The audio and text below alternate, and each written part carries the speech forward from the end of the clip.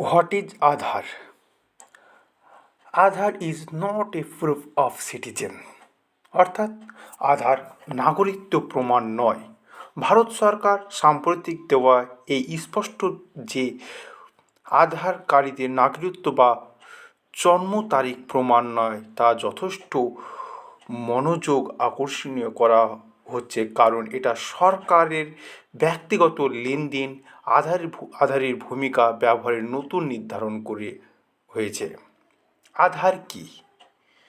আধার একটা 12 ডিজিট অন্য পরিচয়পত্র।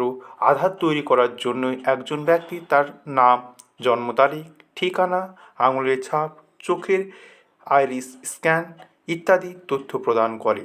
এটি মূলত একটি পরিচয়পত্র যার মাধ্যমে সরকারি পরিষেবা ক্ষেত্রে পেট্রোলিয়াম, গ্যাস, ব্যাংকিং অ্যাকাউন্ট লেনদেন, ভোটার রেজিস্ট্রেশন ইত্যাদি সুবিধা পাওয়া যায়। নাগরিকত্ব প্রমাণের জন্যে প্রয়োজনীয়তা নির্ভরের নথি। ভারতীয় নাগরিকত্ব আইন 1955 দ্বারা পরিচালিত হয় এবং ভারতীয় সংবিধানে অংশ 2-তে এই সংজ্ঞায়িত করা আছে। এই আইন ভারতীয় নাগরিকত্ব অর্জন 5টি উপায় নির্ধারণ করা হয়েছে: জন্ম, বংশ, নিবন্ধন, প্রতিকৃতিকরণ এবং ভূখণ্ড একীকরণ। নাগরিকত্ব প্রমাণের জন্য সরকার নির্দিষ্ট কিছু নথি চেয়ে থাকে, যেমন জন্ম সনদ, পাসপোর্ট, ভোটার আইডি, জাতীয় পরিচয়পত্র ইত্যাদি। জন্ম সনদ থেকে প্রমাণিত হয় যে ব্যক্তি ভারতীয় জন্মগ্রহণ করেছেন এবং আইনিভাবে ভারতীয় নাগরিক। এছাড়াও পাসপোর্ট শুধুমাত্র ভারতীয় নাগরিকদের প্রদান করা যায়, যা নাগরিকত্ব একটি গুরুত্বপূর্ণ প্রমাণ। আধার এবং নাগরিকত্বের মধ্যে পার্থক্য। আধার একটা স্বেচ্ছাধীন নিবন্ধ ব্যবস্থা যার মাধ্যমে ভারতীয় নাগরিকদের বিদেশি নাগরিক ও বিভিন্ন স্থানে বসবাসকারী ব্যক্তিরাও আধার কার্ডের জন্য আবেদন করতে পারে। এমন পরিস্থিতিতে আধার কোনোভাবেই নাগরিকত্বের সঠিক প্রমাণ হতে পারে না। ভারতীয় নাগরিকত্ব আইন অনুযায়ী নাগরিকত্বের জন্য একটি নির্দিষ্ট প্রক্রিয়া অনুসরণ করতে হয়। এই প্রক্রিয়ার মাধ্যমে একটি মৌলিক পরীক্ষা হলো ভারতীয় নাগরিকত্ব পঞ্জি বা অন্যান্য সরকারি নথি যা নাগরিকত্ব দেয়। আধার এসবের কোনো প্রমাণ দেয় না। আইনি স্পষ্টতকরণ। বম্বে হাইকোর্ট 2020 সালে state of Maharashtra versus union identification authority of India মামলায় বম্বে হাইকোর্ট স্পষ্ট করেছেন যে আধার শুধুমাত্র পরিচয়পত্র, বাসস্থান প্রমাণ বা নাগরিকত্ব জন্ম অধিকার প্রমাণ নয়। ভারতীয় সুপ্রিম কোর্ট 2018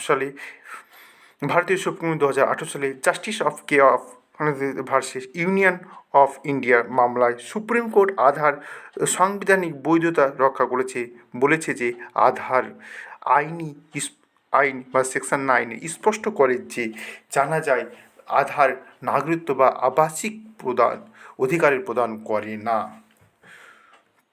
তথ্য প্রযুক্তি মন্ত্রী বা সোসাইটি 2018 সালে এই সরণি জারি করে যে স্পষ্ট যে আধার জন্ম প্রমাণ নয়, কারণ সেই তথ্য আলাদা একটি ডকুমেন্টের উপায় ভিত্তি করে আধার প্রদান করার জন্ম দেয়।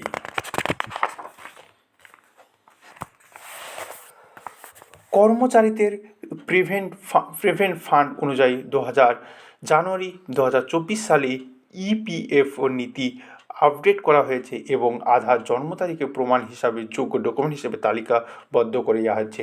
আধার সম্পর্কিত উদ্বেগ। নাগরিকত্ব বা জন্ম অধিকার প্রমাণ হিসাবে অপব্যবহার। সরকারি স্পষ্টীকরণের পরেও আধার কখনো কখনো ভোটার তালিকা নিবন্ধকরণের জন্য জন্ম তারিখের প্রমাণ হিসেবে ব্যবহৃত হচ্ছে, সেটি ভারতীয় নির্বাচন কমিশন জানিয়েছে। এই নতুন স্পষ্টীকরণ এমন একটি প্রধান বিরুদ্ধে চ্যালেঞ্জ সৃষ্টি করতে পারে। আধার কীভাবে ব্যবহার করে তার মাধ্যমে পরিবর্তন আনতে পারে। গোপনীয়তা ও সুরক্ষা। আধারের জন্য সংবেদনশীল বায়োমেট্রিক আঙুলের ছাপ, আইরিস স্ক্যান ও মুখের ছবি সংগ্রহ করা ফলে গোপনীয়তা, তথ্য চুরি প্রভৃতি নজরদারি ঝুঁকি উদ্বেগ তৈরি হচ্ছে। ভারত সরকার আধারের ভূমিকা নিয়ে সাম্প্রতিক স্পষ্টীকরণ, আধার একটি ডকুমেন্টস হিসাবে নাগরিকত্ব বা জন্ম তারিখ প্রমাণ হিসাবে আলাদা গুরুত্ব আলাদা করার গুরুত্ব তুলে ধরে। এই পদক্ষেপ নেওয়ার আধার সঠিক নিশ্চিত করতে এই অপব্যবহার রক্ষা করার জন্যে।